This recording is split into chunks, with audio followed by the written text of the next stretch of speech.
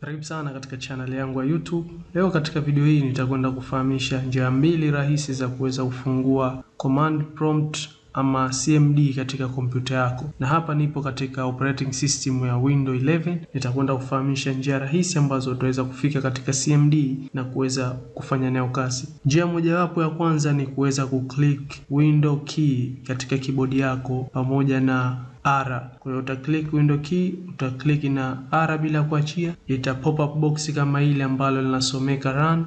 Katika run utakuja utaandika hapa CMD.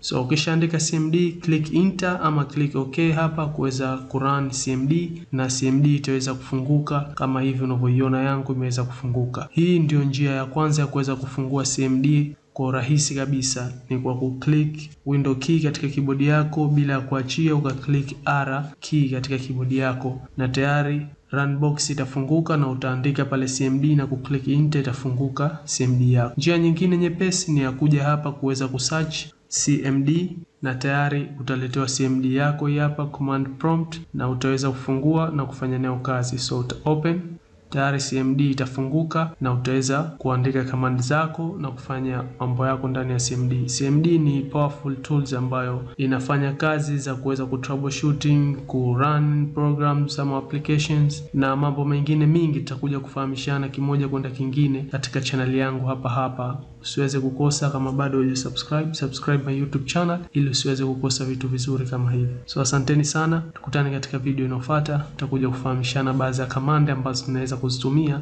na vipi zina faida katika kompyuta zetu kwa kupitia CMD.